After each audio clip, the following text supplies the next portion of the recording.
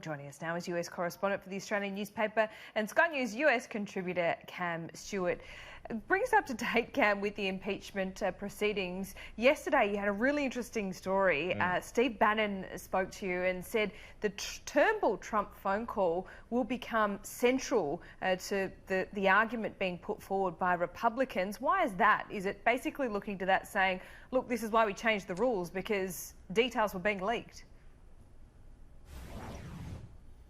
Exactly, Laura. What Steve Bannon, of course, is Trump's former chief strategist, says is the Turnbull Trump phone call was the reason why they changed the rules in the White House to make it much more secure, the records of these conversations with national leaders. And of course, it's a central point of the impeachment inquiry is, of course, Democrats claiming Trump obstructed justice by locking away the records of that controversial Ukrainian phone call into a highly classified server. What Steve Bannon says is no, that's not the case. In fact, the precedent was set by the Trump-Turnbull phone call, the embarrassing leaking of that phone call. That's what he claims, and he believes in the public hearings, which we're going to see literally in less than 2 weeks now. Bannon says this will come up. The Republicans are going to use it in this as part of their broad-based strategy to try and discredit this impeachment process. Well, Cam, it was an interesting piece, interesting interview that you did with Steve Bannon. What were your thoughts on that? Well, he's an interesting character, of course. He's been a bit quiet lately, but Bannon really is a grenade thrower for the conservative movement in the US. And he's started up his own radio show now. I spent the day with him at the radio show in the basement of his house in Washington, where he's basically gathering some well-known conservatives. Reince Priebus, the former chief of staff of Trump, was there on the day that I was there. And he's broadcasting to America, to Americans, saying, this is a scam, this is a sham, we're going to fight it.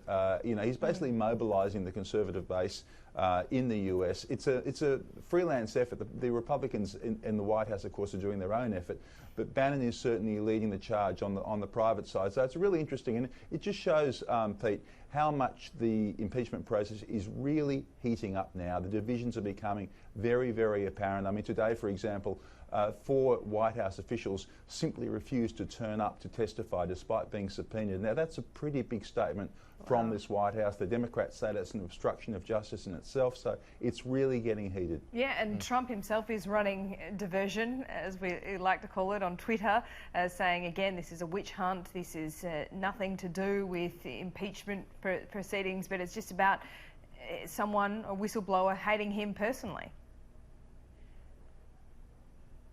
Yeah, Donald Trump is really going after this whistleblower, the anonymous intelligence officer who originally, if you like, blew the whistle on the whole issue by making a complaint about the Trump phone call to the Ukrainian leader. Trump now says, look, he's not a whistleblower at all. He should be outed. Now, Trump is not outing him himself, but he has said he should be outed because he got it wrong. He's not a whistleblower. He's actually just a guy who doesn't like Donald Trump, is what the president tweeted this morning. So he's really lifting the stakes on this, and I think it's not going to be very long, frankly, before the identity of this whistleblower is probably outed and confirmed. And Trump just says this guy is a partisan political player. He can't be trusted. He can't be believed. Of course, the Democrats say the opposite. There's been quite a few witnesses have come forward in the inquiry that have corroborated some of the whistleblower's testimony. So it'd be really interesting to see exactly where it goes from here. But Trump is keeping the pressure on to really out this guy. I think that's quite clever what Trump's trying to do, because it sends that chilling effect, that same argument we're having here with the right to know. You out this whistleblower, it will deter others from coming forward in the future. Yeah, and that idea has merit too, I think. Cam, just onto the Democrats and the race for the White House. I mean, it's a changing face, isn't it?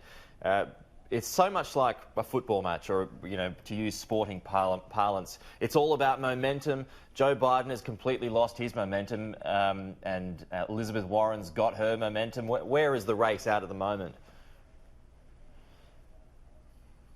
It's a good question, Pete, because there's been a whole series of polls in recent days that have shown how much this race is getting shaken up at the moment.